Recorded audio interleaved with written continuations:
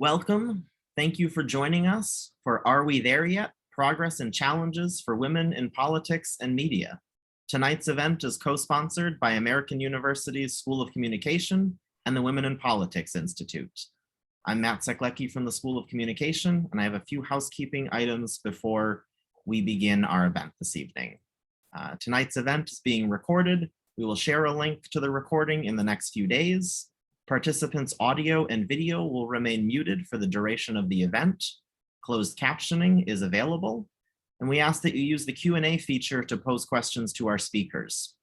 And I'd now like to introduce the moderator for our discussion, Betsy Fischer Martin. She is an Emmy-winning journalist and TV news executive. Currently, she is the executive director of AU's School of Public Affairs Women and Politics Institute and an SPA executive in residence. During her earlier career in television news, she was the managing editor of NBC News political programming, where she was responsible for the development and execution of network political coverage. Before being promoted to the executive role at NBC News in 2013, Fischer Martin was the executive producer for top-rated Sunday morning public affairs program Meet the Press for 11 years. Betsy? Thank you, Matt. And thanks everybody for joining us. I am so excited tonight because we get to talk to two friends all about a topic that I love to talk about, women in politics and media. And we are so fortunate to have a terrific new book by our own AU professor, Jane Hall, called Politics in the Media, Intersections and New Directions. So congratulations, Jane, on the book. Thank you. For those of you who don't know Jane, she is, of course, a professor here at American University, where she teaches journalism and media studies in our School of Communication. She specializes in researching, writing, and teaching about the intersection of media, politics, and journalism. And before coming to AU, she was a journalist herself, covering media and politics for national publications, including 9 years as the media correspondent for the LA Times, which is where I think I first met you, Jane. So we're delighted that that we're here to talk about your book, and we have a great guest also in April Ryan. She might not need much introduction because she is sort of famous in her own right. You've seen her in the White House briefing room many times. She is on CNN a lot. She's a political analyst there, and she is the bureau chief and White House correspondent for theGrio. Prior to that, she spent 24 years covering the White House for American Urban Radio Networks. She is also an author herself of several books, terrific books, including Under Fire, Reporting from the Front Lines in the Trump White House, and also The Presidency in Black and White, My Up-Close View of Three Presidents and Race in America. Now it must be 5 presidents, right, April? Yeah, we actually updated that book to 4 presidents. It's now, I'm covering and have covered a whole handful of presidents now. Wow. 5 presidents, yeah. And I've got another book at Mama's Knee that deals with policing, so in the community, so yeah. And writing another one. So Jane, I'm gonna join you. Well, all right. We're happy Go that on you're here tonight. So Jane, we want to go to April for a few minutes because I know she has some things to do, but wanted just to start quickly with you to give us a little bit of an overview of why you wrote the book, and what do you hope people will take away from it? Well, you know, I wrote the book primarily for students. I hope it has general interest as well, but I wanted to write a book for the class that I teach, Politics in the Media, and for others, professors and students, to get a more nuanced view of politics in the media. I interviewed a whole bunch of prominent TV reporters, anchors, politicians, to get a real world perspective. And I have chapters on race and gender going right up through the 2020 election and beyond. And I want to have some history in there because I find that students often don't know that Elizabeth Dole ran for president 20 years ago. So I hope that people come away with something that holds both fields accountable.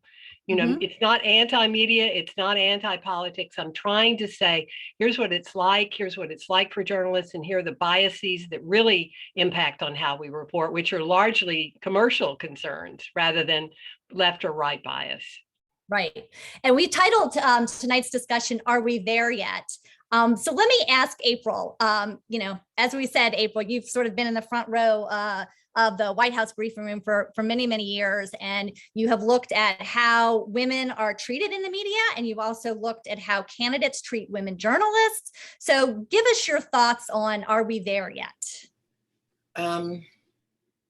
You know, you know me, Betsy, and Jane, yes, everyone here, I think, you know, I keep it real and I'm as honest as can be. And I'm not going to sugarcoat it. We are not there yet. Just this week alone, we're seeing we're not there yet. And when we talk about the attempts to continue to inform the masses, there are still very nuanced problems. You have to remember, this is a business that is predominantly male. It's still male, okay? And not only is it male, it is white male. And from the beginning, the inception of reporting on the facts in communities, the White House, what have you, it has been a network of men coming together.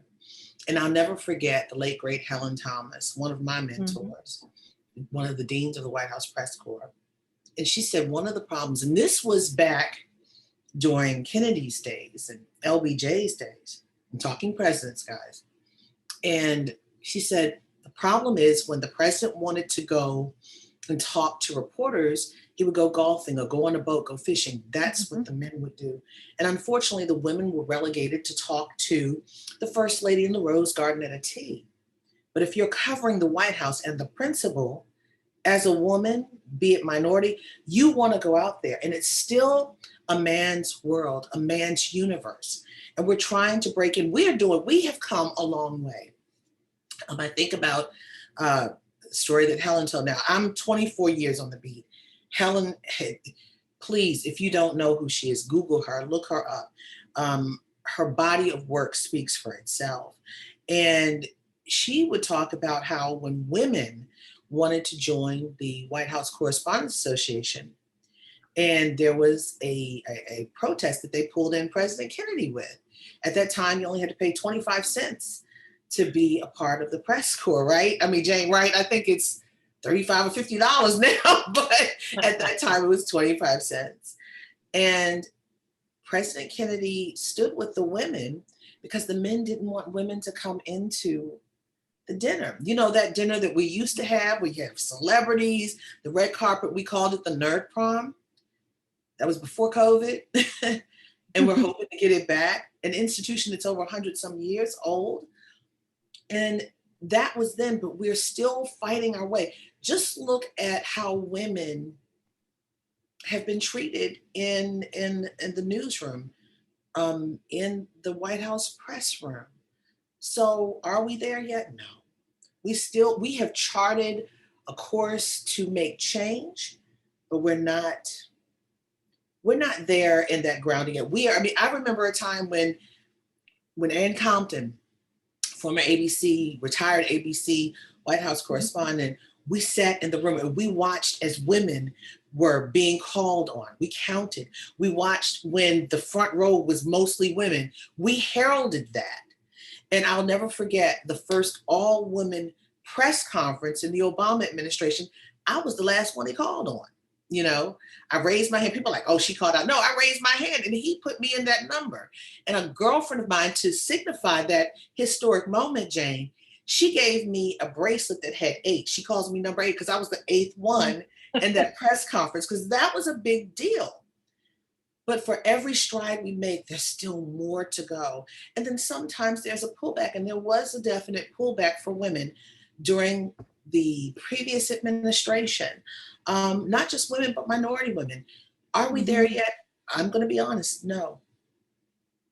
Tell us about, I mean, you know, your book, you know, Under Fire. Tell us about your experience in, like you said, the previous administration, because obviously it was much more than access that was the problem. It was actually how you were treated from the podium by the President of the United States. And talk to us about that experience that you had.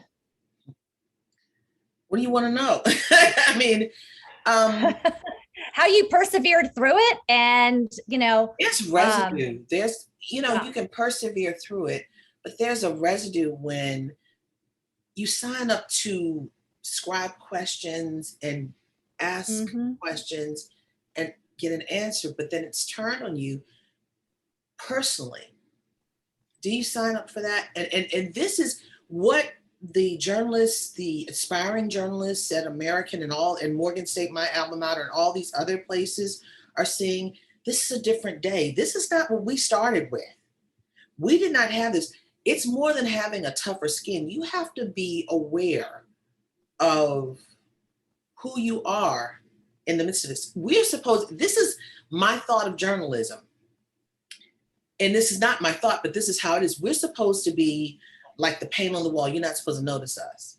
The unfortunate thing now is that when I come into a room, April Ryan's here. It's like, I want to be able to write a story and observe without being a part of the story. For me, that's one of the problems since I was targeted for asking questions about an underserved community. I've been outed. I can't go to political rallies, Republican political rallies. I used to go to Democratic and Republican conventions, presidential election campaigns, conventions, all that stuff. I can't now because there's a certain narrative that has been placed on my head because I ask questions about an underserved community. And I've been doing that for 24 years. Bill Clinton, George W. Bush, Republican, Barack Obama, Democrat, Donald Trump, Republican, and Joe Biden, Democrat. And I've been asking questions, and for whatever reason, it was taken it rubbed people the wrong way. I'm asking questions now, and I know they don't like it, but hey, what's in the news, right, Jane? What's in the news? Your job. That's your job, right? That's my job, but I am now.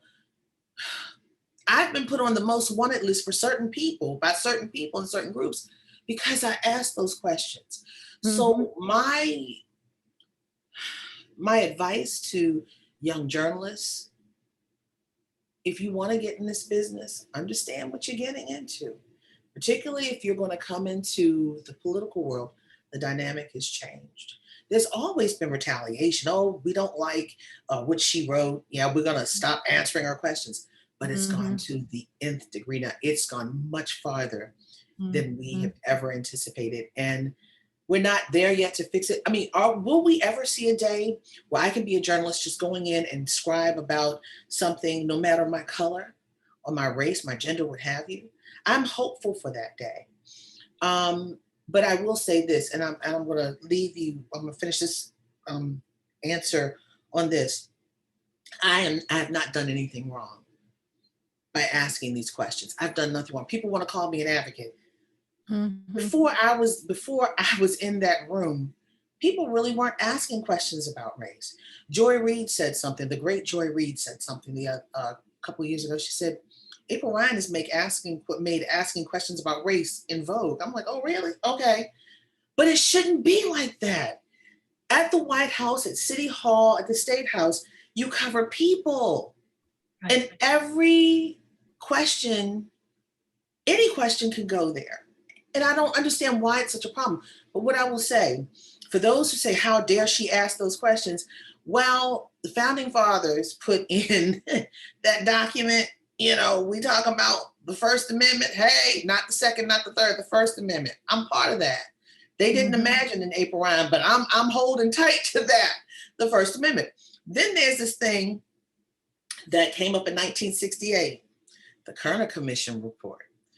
And it was about the unrest in communities with police and the community. And LBJ wanted to find out, why is this going on? So he commissioned an 11-member panel. Well, that panel came up with a multi-page report.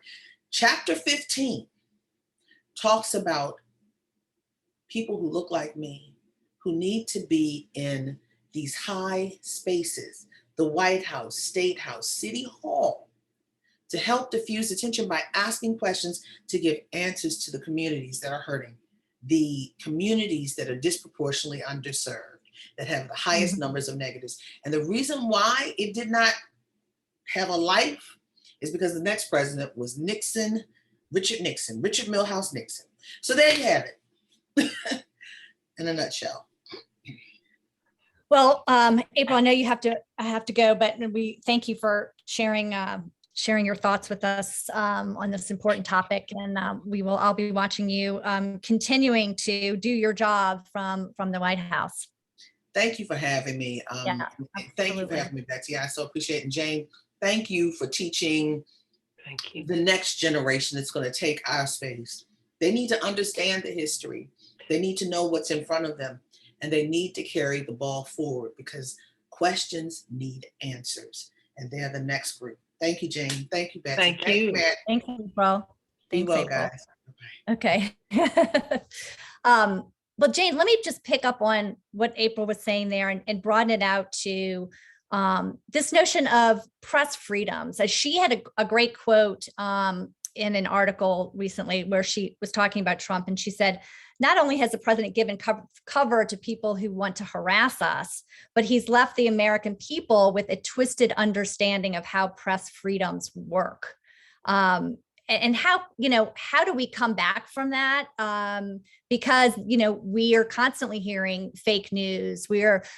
April, is one of many journalists that are, will be at a rally and former President Trump would sort of turn people on the press. What are sort of the long-term implications of that? Well, I think that we need education about what the First Amendment is supposed to do. That's part of what I talk with my students about, that it is the First Amendment and we do have press freedom. I think that Trump and Trumpism unfortunately continues. I will say seeing April and other reporters, it was almost all women of color, Yamiche Alcindor, Cecilia Vega, many, it was clear that Donald Trump did not respect them as journalists, and in fact was very offended to be asked a serious question. And that shows misogyny, and it also shows a real lack of understanding of press freedom. So I think that unfortunately the First Amendment needs a public relations campaign, in the sense that I do think one of the few good things recently is that people have begun to feel less estranged from the media, even people who are critical of the media, because people, I think, are beginning to say, wait a minute, we've needed truth tellers. We've needed people giving us the facts. We've needed people saying this coronavirus is serious. We have, unfortunately, a real split in between cable news, Fox News. Fox News has changed a lot since when I was on there. I mean, when I was on there, I was able to say my piece. Bill O'Reilly even let me say my piece. They learned that just beating up on the other party and other people has worked for them. And so there's been real attacks on the media that Donald Trump has, made a factor, and it continues. It continues with people blaming the media. So I think the best thing is for people to understand that we are not, as Marty Baron, the editor of the Washington Post, said, we are not at war, we are at work. And I think one thing that's interesting, Betsy, is people, can see that Joe Biden is not getting a free ride.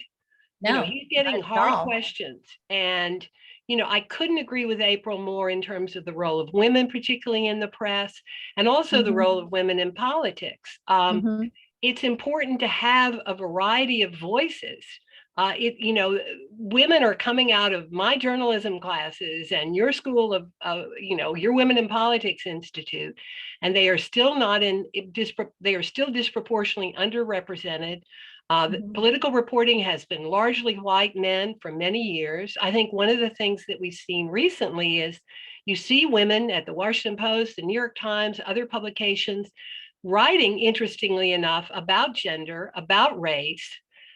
This is front and center because of the tragic events that happened with George Floyd and many other things that have happened in this country. I think, watching Yamiche Alcindor and watching April stand their ground, to me, is what I want to teach my students. I am not a fan of people getting into it with the President of the United States, actually, or saying that he's a liar.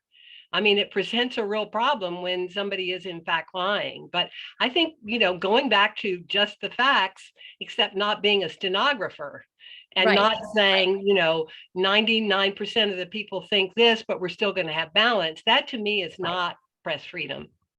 Well, and I think also, I mean, we have seen sort of this next generation of young women in the press corps that I think is a positive. And we certainly Absolutely. saw, of course, it used to be boys on the bus, right? But, Right. Within the last couple of election cycles, that has changed a lot. And we do see a lot of young women, on the campaign trail, embedded with candidates, and doing reporting and succeeding in that as well. Well, it's really important, in politics and the media. I'm sure and you teach this, being the first and the only is problematic.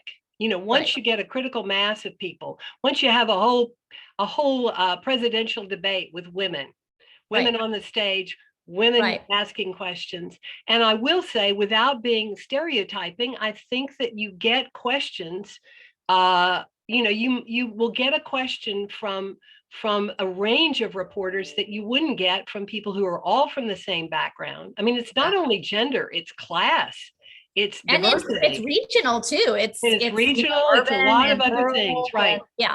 I mean, a lot of, just from my time at NBC, even years ago, I mean, it would be, the room of making decisions were all people from New York in many cases, right? And so I think that's an important component too. But let me ask you, April talked about sort of the "Are we there yet?" in terms of, women in journalism, but let me ask you, in terms of media coverage of women in politics, how that has evolved and sort of the progress that's been made and the challenges that remain.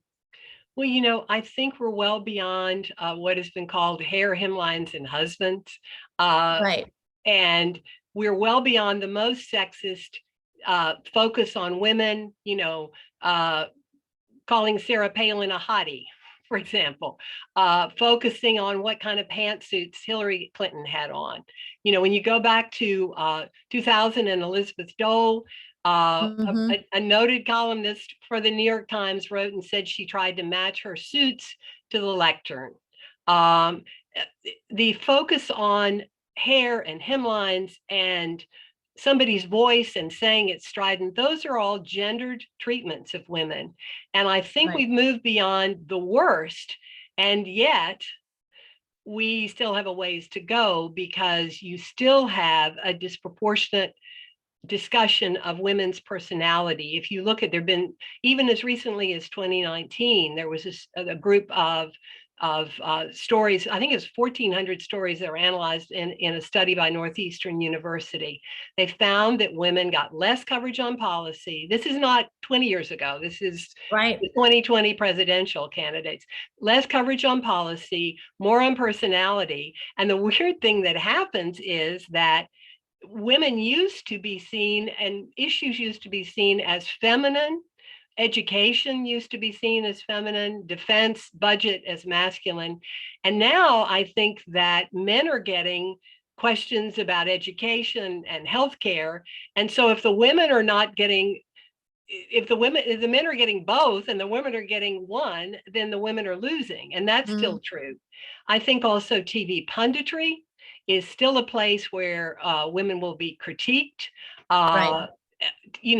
Kamala Harris having her name deliberately mispronounced by Tucker Carlson, that still continues. And it's not only on Fox News. Hillary Clinton endured an awful lot of saying, "Smile, you had a good night," when she did really well. I mean, it's really about women in power and very negative attitudes, and the country and the needs to look at this, but it doesn't need to be amplified on television, which it still is pretty much.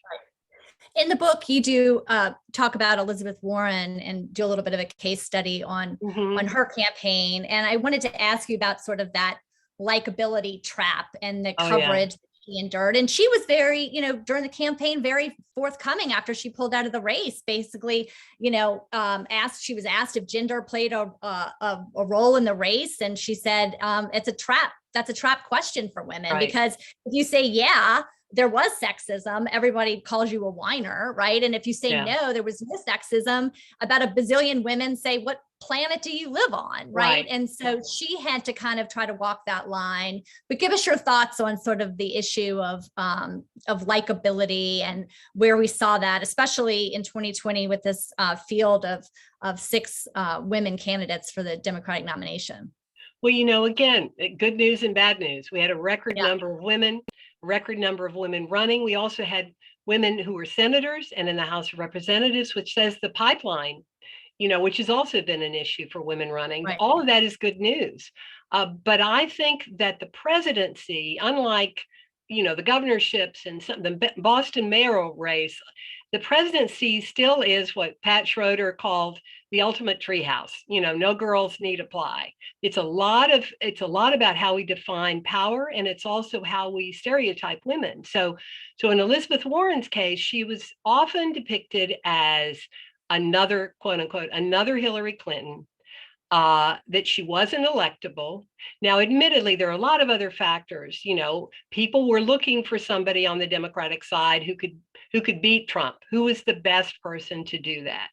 And so, you know, she was told there wasn't really a lane for her by pundits. And, you know, she also was highly capable and had lots of plans. And, you know, the attitude that we have about women who are ambitious, when you think about it, you know, what do we mean by that word? Is it a negative for women? If a woman's highly prepared, I mean, Hillary Clinton, you know, had a lot of plans and a lot of proposals, and Elizabeth Warren was treated as somewhat similar. And I think that she was almost punished. I believe it was Megan Garber in The Atlantic said that she was punished for being competent. There's something in there, I believe, about the way she was treated and the way ambition, ambition in and of itself is, I've never met a politician who isn't ambitious, right? I mean, it goes hand in hand. It's almost impossible to be a non-ambitious politician and seek elected office. You know, that's when I work with my students, I say, put a male voice in here. You know, Elizabeth Dole was viewed as controlling.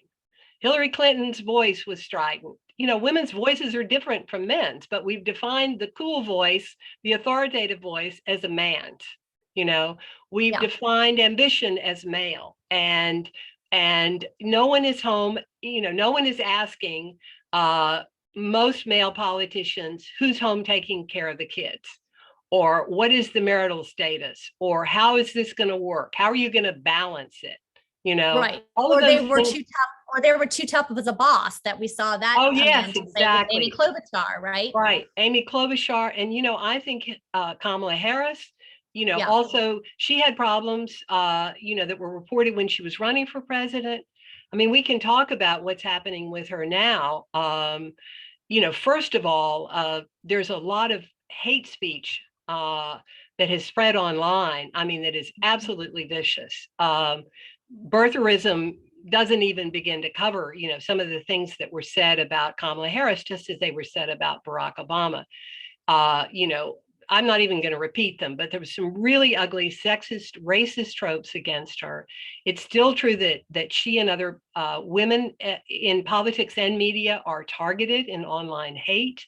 I personally think that Kamala Harris may be suffering from what is called the glass cliff. You know, she got to the job and then was she handed a portfolio that is not necessarily going to be one with which she can win. I mean, she's certainly going to be associated with what's being criticized about the immigration and the border and the Haitians. I mean, she's associated with that now. And I've already seen that on Fox News. I mean, you can debate the Biden policy on that, but sometimes a woman comes in and is given a portfolio that is not an easy portfolio. And I do kind of wonder about that. Yeah. Two other questions, just kind of on the vice presidential race.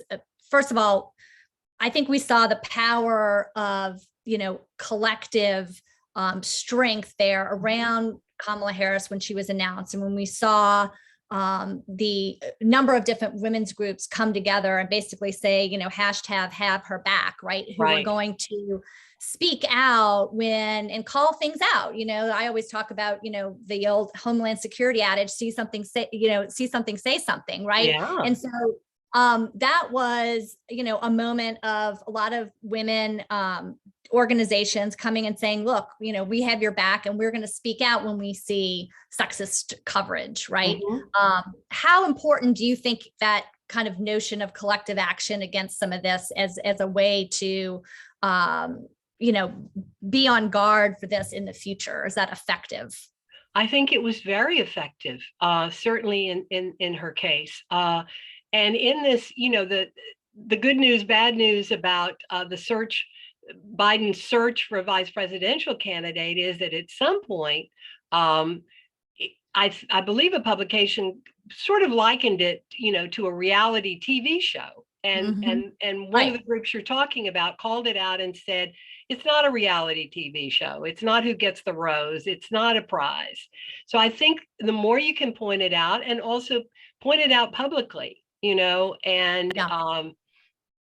because people need to be educated. We're talking about amplifying really deep-seated cultural notions of what's feminine, what's masculine, who gets to be in charge, and how do we view women? And misogyny is unfortunately still alive and well, and maybe even more pronounced in some parts of the world right now.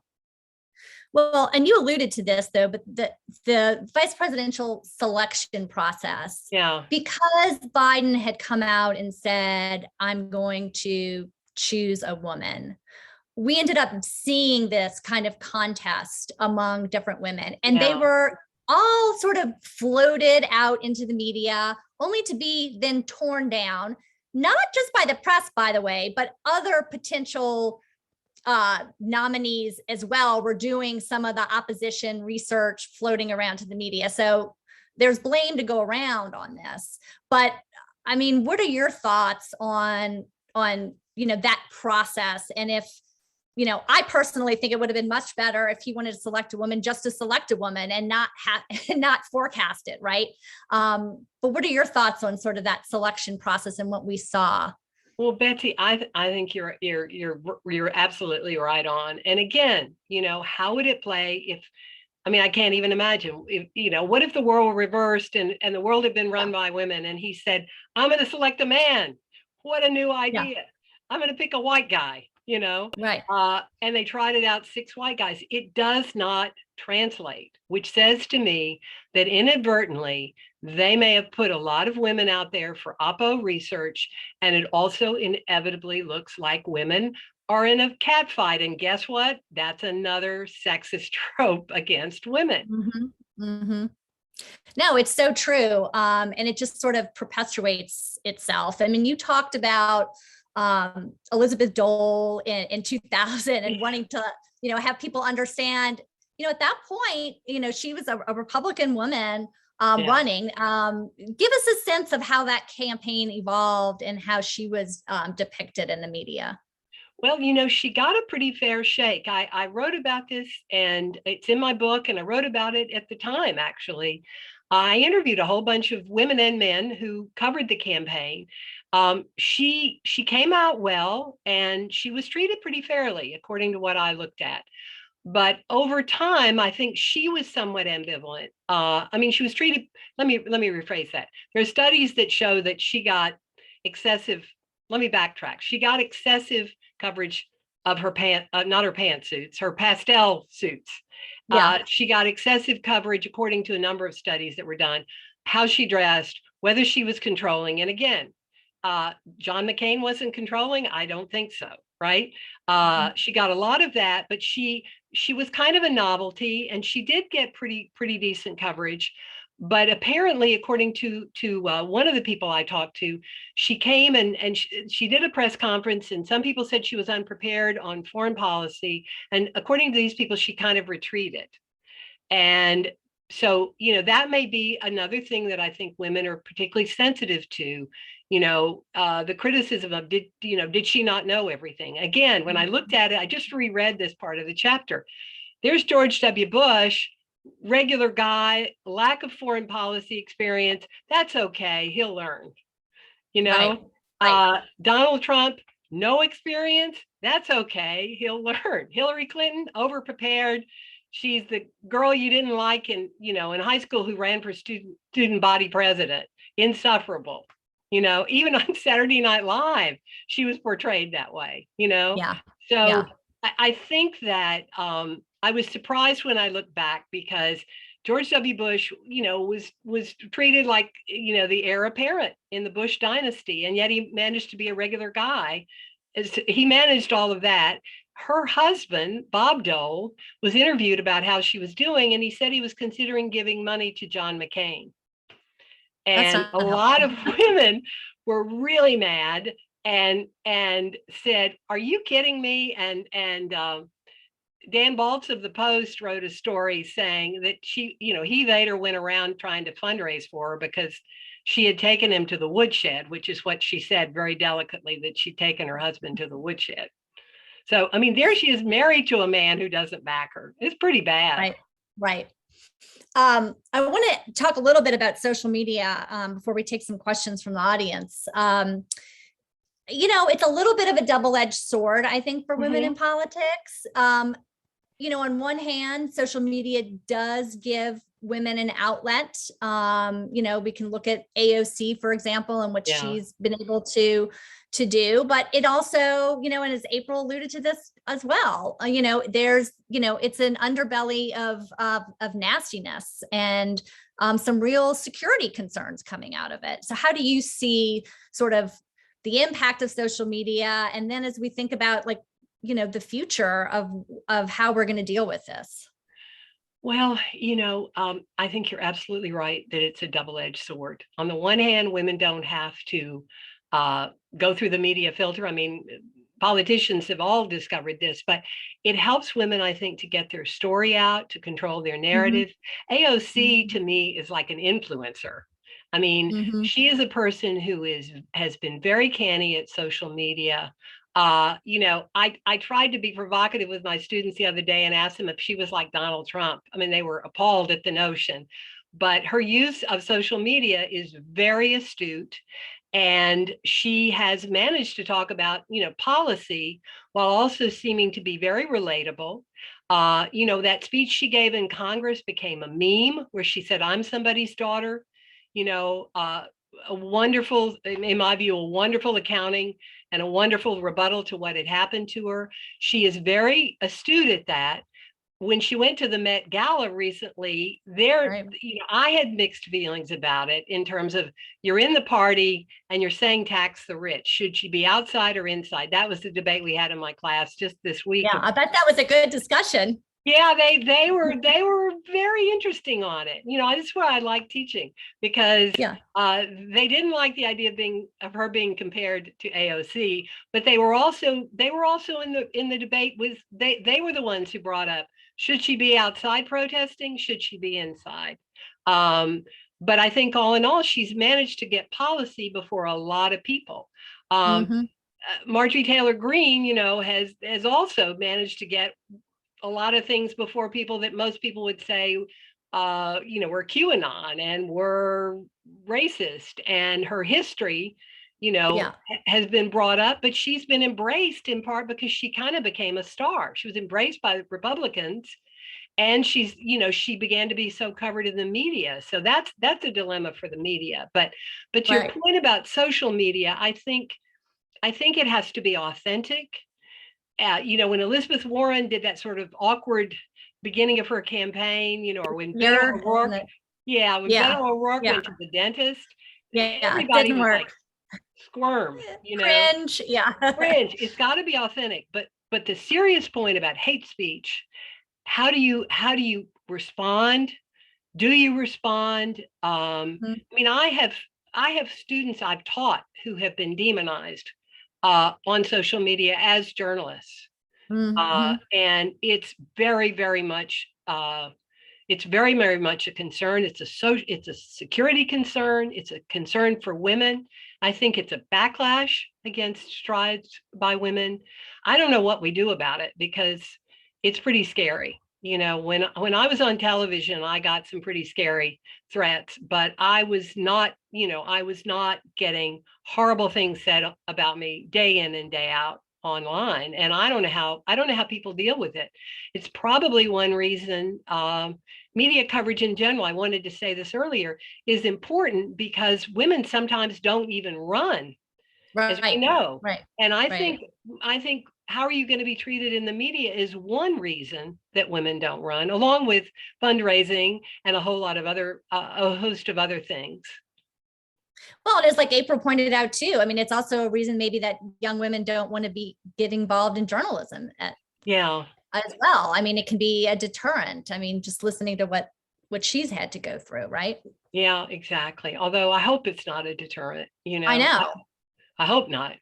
Yeah. But it's pretty bad. It's been pretty bad for some prominent women. And April really, I mean, April endured a lot, and a lot of women of color who challenged Donald Trump are still, it is still going on. It is still happening, and I don't know how you deal with that exactly. Just as a society, I don't know how you deal with it. I want to ask everybody, if you have questions, to please type them into the question queue. But I want to start off with a couple of questions from our friend Karen O'Connor, who of course teaches here in the School of Public Affairs and was the founder of the Women in Politics Institute. And I know she's watching tonight. So hi, Karen. We miss seeing you on campus, and we're glad, we hope to see you soon. And she sent a couple of questions, Jane. So I want to just kick off with those. And then, like I said, we have time for some other questions. So please go ahead and send those in. She has a question on the Supreme Court. She says, the court's recent refusal to block the implementation of Texas's fetal heartbeat law. What role do you see for the media in framing the somewhat complicated decision that could have implications for the upcoming 2021 Virginia governor's race, and then also, of course, the midterms in 2022? Wow. Well, first of all, I want to say leave it to Karen to come up with a really good question, right? Yeah. Thanks a lot, Karen. No, Karen is an expert on the Supreme Court. Yes. And I just want to say, Karen encouraged me to write this book, and I'm in her debt for that. And I think a bunch of her students are on this call. So thank you, Karen. I'm not an expert on the Supreme Court, but I think it needs to be framed so that people understand what the Supreme Court said and did not say.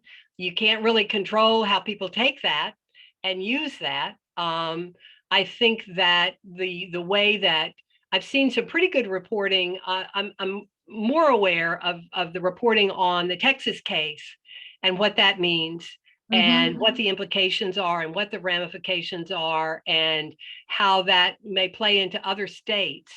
And I've also seen some pretty good articles about, and again, I cringe a little bit, but the Democrats are probably going to campaign on this, and it's probably going to be a factor. So I think, the Supreme Court ruling and whether what they actually said, I think is very important for people to understand and probably back up and say, this is what they did do, this is what they didn't do. But I think it's going to be a huge, huge story. Let's see. Here's another question. COVID has had a vastly disproportionate effect on women's employment as they opt out of the workforce, with possible long-term effects on advances that took decades to make. Has the media, this is a question from Karen, adequately addressed this issue? And what should its role be? And I guess that goes to the point, Jane, of like selective coverage. Is the media covering women and women's issues, quote unquote, and these kind of stories as in-depth as they should? I've seen some very good stories recently in some of our top newspapers, the Washington Post and the New York Times, particularly. I don't want to leave out the Wall Street Journal and the LA Times. Those are stories that come immediately to mind. I think that you are seeing more stories about the toll on caregivers, more, who are often predominantly female. You're seeing more stories on the toll on healthcare workers. I have seen stories on women leaving the workplace. I do think that, sadly, the pandemic has educated a lot of people about what I believe it was Arlie Hochschild called the double shift, women working two jobs, basically. Right. I think that has entered the mainstream of thinking, that women are often doing this. And again, it's not as if men are not also doing this, they're not also dealing with this, but the impact, I think we need more stories that show who's leaving the workforce, what is happening to wages, and then of course, what are the policies that should or should not be considered? Should we have better leave? Should we have better childcare? What are we doing in terms of what policies do we have that will remedy this, so that it's not just, you don't know what it's got, it's like till it's gone. Women leave and you don't know exactly what happened. So I think we need coverage of policy. I find stories where you see people talking personally.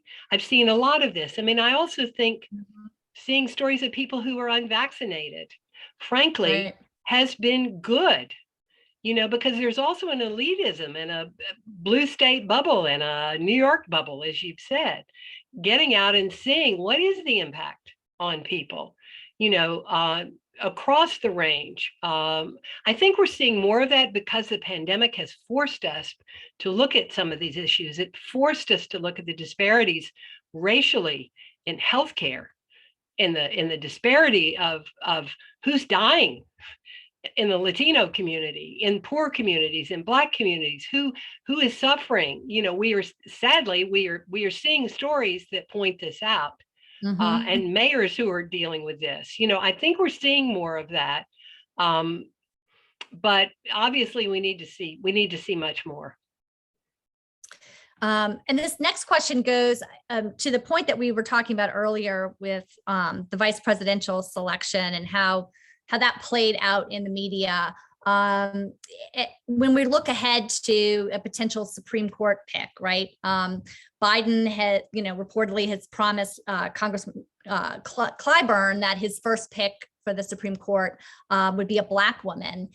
Should this occur, how do you think the news media, especially Fox and MSNBC on sort of both sides of the opinion spectrum, will treat the appointment and that selection process? Well, I hope it doesn't become, a reality show and trotting out a whole bunch of people. First of all, the Supreme Court picks have become, so much more politicized in recent years. I would think that there will probably be, maybe it'll be like Sotomayor. I think there'll be a lot of digging into, certainly on the right. Certainly on Fox News, there will be a lot of digging since this is a Biden appointee. Unfortunately, this is how this is going. If you look at charts, this used to be pretty bipartisan, and presidents used to get the people that they wanted, pretty much. Ruth Bader Ginsburg, other people. Until we hit Merrick Garland. So I think that people on the right will be looking, and there'll be opposition research. Has this candidate expressed some view that will make them feel or seem biased? People ask that of Amy Coney Barrett too. But she, in my view, kind of ducked on a lot of questions. But I think there'll be excavation of what this person has said, what this person has done. This kind of gets to the question of some women reporters. This may not seem quite so related, but there have been women who were reporting on sexual assault who were told by their editors they were too involved in the story. And the through line I draw in that is, so you're Black, that means you're biased. It's an assumption that's made. Yeah, it makes no sense, but it will be in there, I am quite sure. MSNBC, I would hope, would treat it fairly. And, they're in the business also of pointing out some of the things that they think are unfair. I would like to think that this won't be bifurcated, but I'd be willing to bet right now that it would. We have a bunch of audience questions. So let me ask this one from Colleen. She says, I'm intrigued by the question that you asked your class comparing AOC and Trump. And she said, what inspired the question? And can you talk more about the students' subsequent discussion? Well, they're on here. They had to come, I must confess. There should be 25 of them in the room. I wish I could tell you who they are. I put up a slide and I said, it's going to get kind of wonky, nerdy. I don't know. I put up the slide of the Met Gala. We were dealing with the chapter in my book, which is about concepts. And I put up a thing. I said that Donald Trump was a reverse agenda setter. And that Donald Trump, this is the idea, that the media can put things on the table. Reverse agenda setting is the idea that somebody can lob a grenade into brunch, as David Letterman once said, be on the outside and control the agenda. And so I showed the Met Gala, which of course, is a fabulous photograph. Is she a reverse agenda setter? And we talked about that. And then I said, is she like Donald Trump? Is she an equal to Donald Trump? And that led to a very interesting discussion. I don't want to speak for my students, but it was fun. It was, first of all, and I say fun, it was intellectual fun. It was stimulating to have them consider and have me throw out the question and then have them say, well, yes, she's reverse agenda setting, but I don't understand why in the world you would say this. One of them said, she talks about policy. Trump was, diverting people. Trump was doing something else. So the pushback, if I can characterize it from my politics in the media class, and maybe one of them will step forward, was you're comparing two things that are not equal. You're comparing somebody who, in their view, had put legitimate issues, legitimate policy, and made it accessible to people. And Trump was hurling epithets and he was controlling the agenda, in my view, often on the news media. And the other point I made was he would often throw a bomb on Twitter, and I know you know this, Betsy, and then that would divert people from something that he had just done. And the media, frankly, followed that, ran with that, felt they had to cover it. Well, at AOC, I think, she has an ideology about her, right? Yeah. She has more of a purpose and an ideology, and I don't think Trump possessed that. I don't think so either. I think that's a very good point. She was, I just remember when she signed on with Ed Markey, to the green, the new Green Deal. And I remember I have a slide in my book where she's talking, she's boiling down this climate change policy and the new Green Deal to 3 or 4 bullet points in a Twitter post. And I think the authenticity that she brings, that a lot of people see. First of all, she's younger. She was 29 when she was elected. So there's a connection. As I said earlier, she connects. She lives in the same media sphere, and she has been very good at being relatable. She's also said, "Hey, I'm going to take you into Congress." Right. She's done things. That opens her up to criticism when she is seen, at a $35,000 a ticket event. Right. To me, I just personally had some questions about that. And that was the discussion we had. And the students were very interesting. They weren't unwilling at all to consider that maybe that was a dilemma. Should she be out there with the people protesting tax the rich, or should she be in there getting the media spotlight and using it for her advantages? And at what point, do you get used by the media? At what point do you've booked and had and been right there on people coming on, Meet the Press, and they want their point of view and you want the question answered.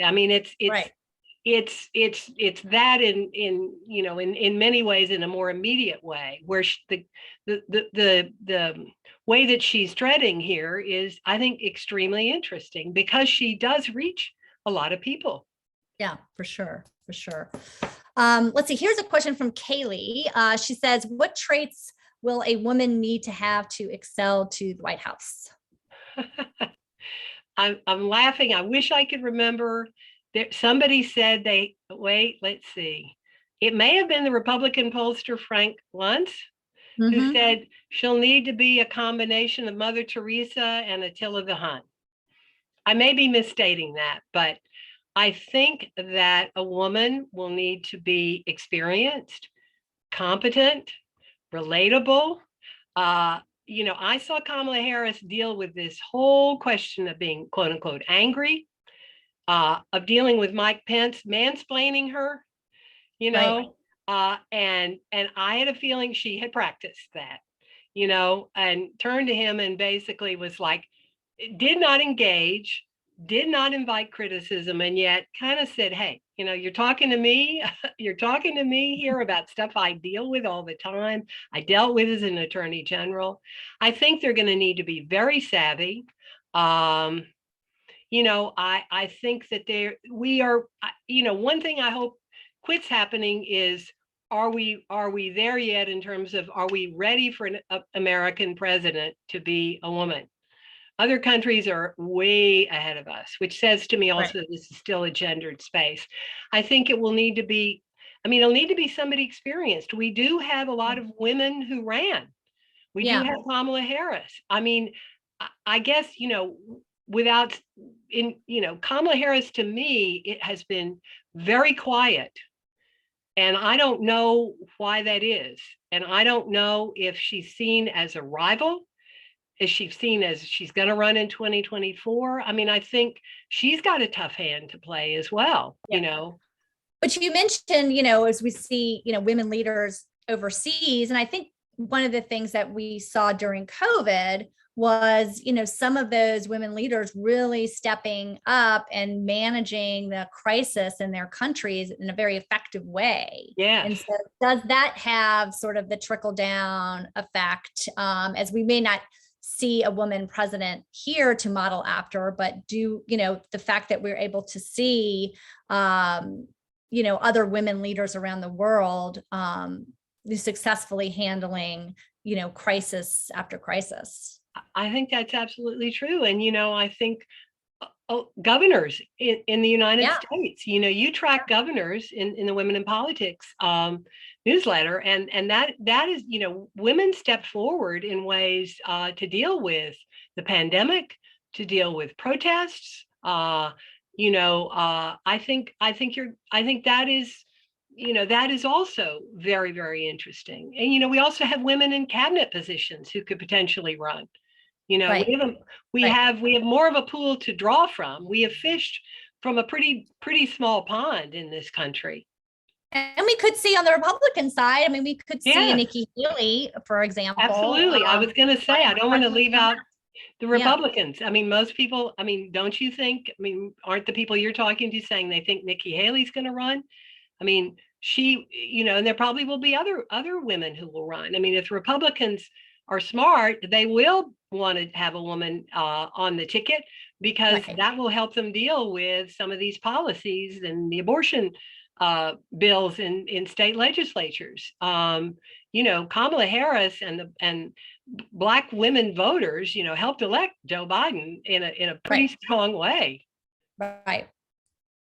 Here's a question from Professor Nanette Levinson. She says, one of the positive trends I am just beginning to see is the presence of talented women and underrepresented journalists covering tech policy issues, a domain that used to, of course, have very little diversity. She says, do you have any predictions about this, especially with tech policy questions entering more and more into the political domain? Wow. Hello, Nanette. Another friend to us here at the university. I'm not an expert on this, but I think, and I don't want to say that women raise different questions. you run the risk of saying that women will do this differently.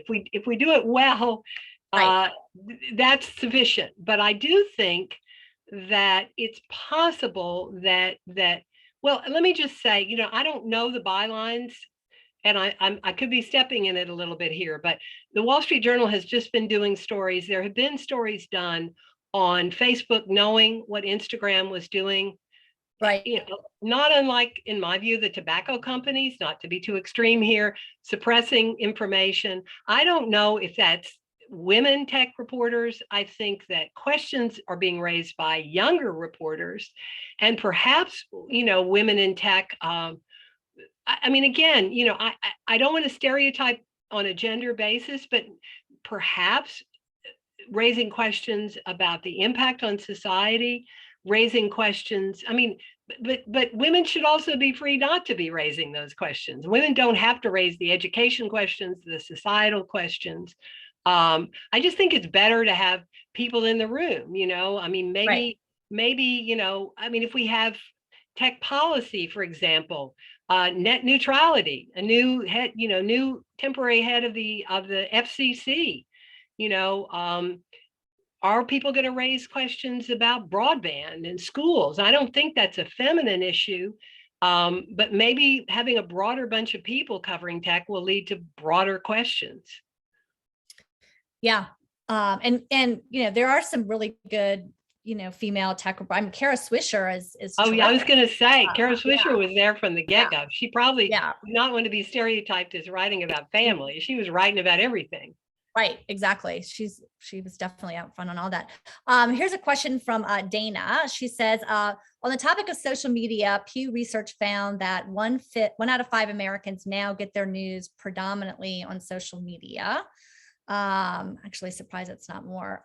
These users tend to be less engaged and knowledgeable political, and are more likely to be under the age of 30. How do we encourage media literacy and consumption of reliable forms of information? Whoa, okay. This is something I grapple with all the time. Yeah, so well, hearing your thoughts on that. Well,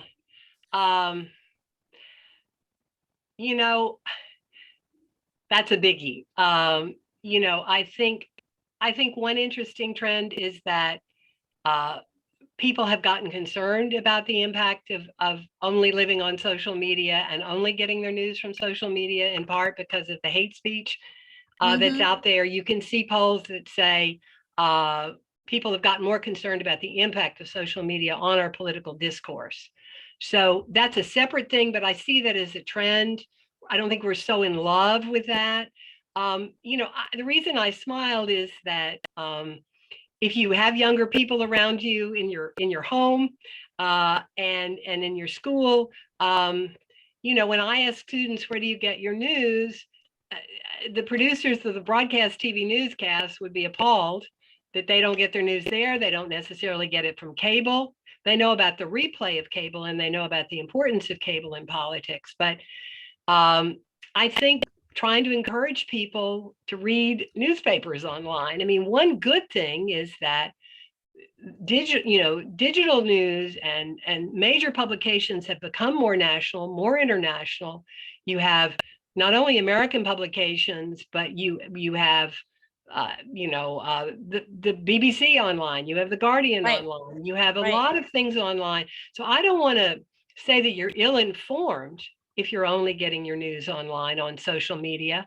But I think that I encourage people to say, okay, you saw that there. I mean, I think one thing you saw that there, go read the whole story.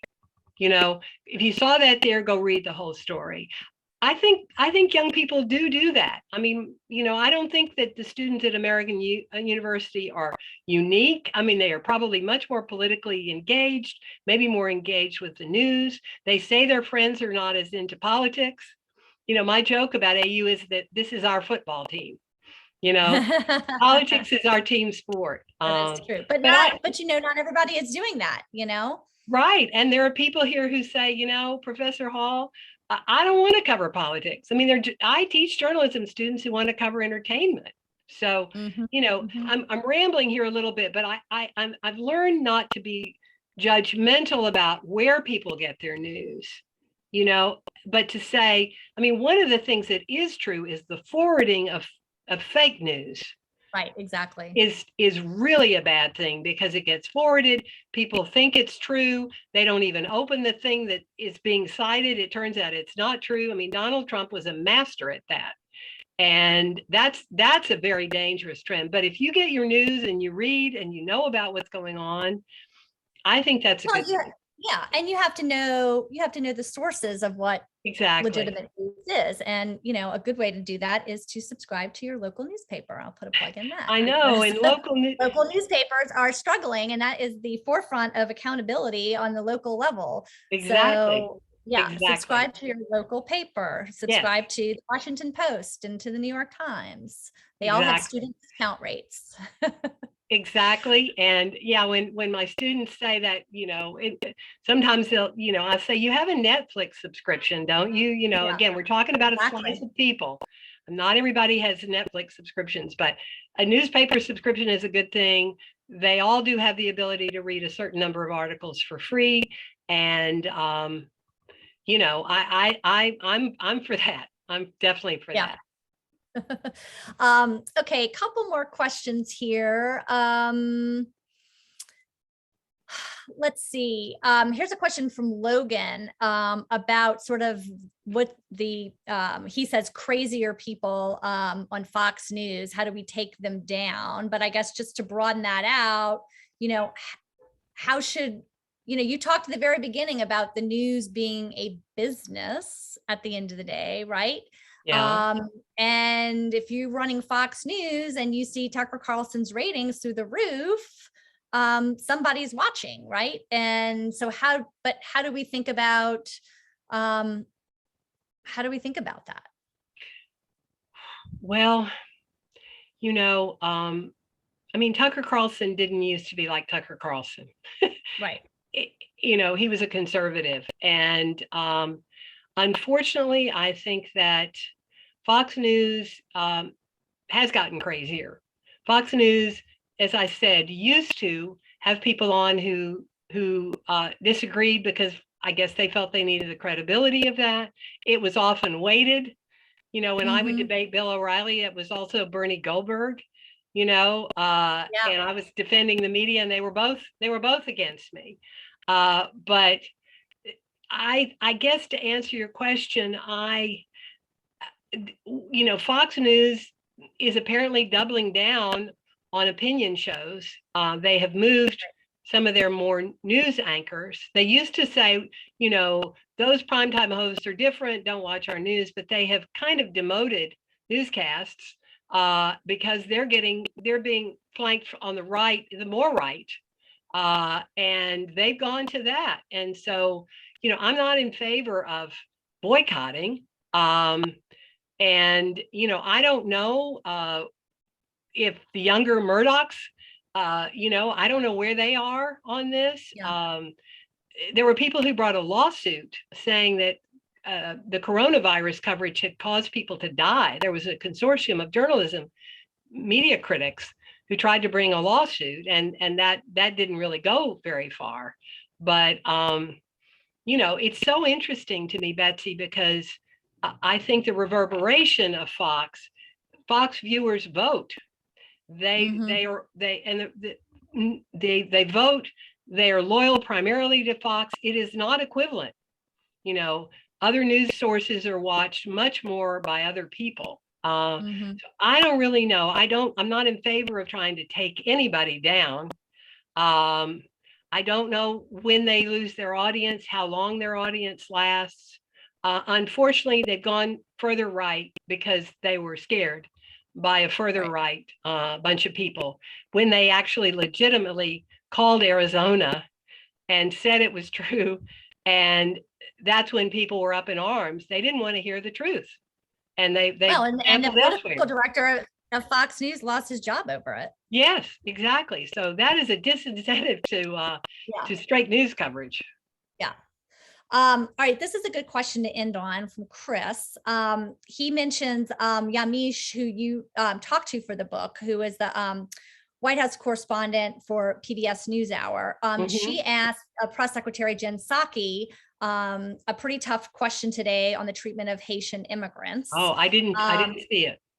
And Chris says, we have already seen that Jen Psaki is willing to kind of go back at reporters, right?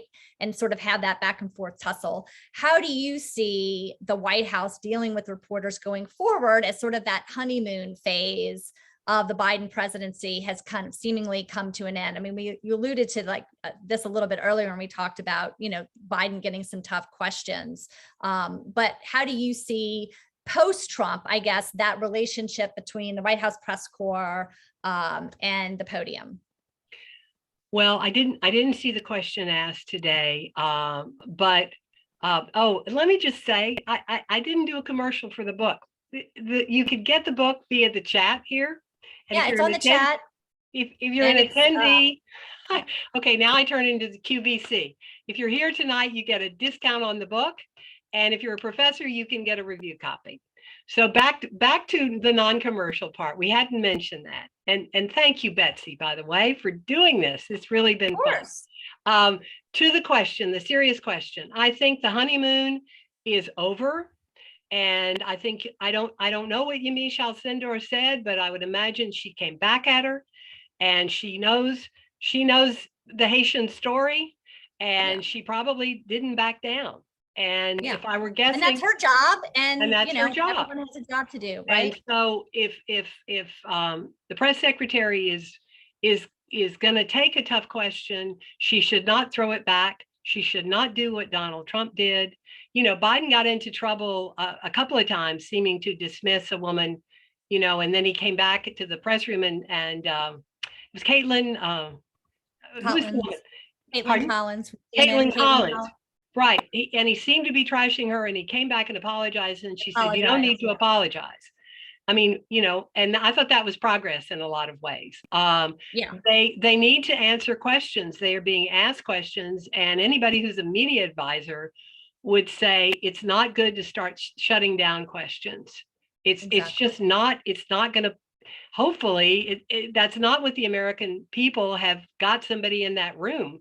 I mean, that's what Yamiche said in the interview that we did. I'm there representing the people who are in this country who need answers. And without, in my view, and neither did April, without saying you should be doing this or why aren't you doing that, just saying, what do you have to say to these people? Right.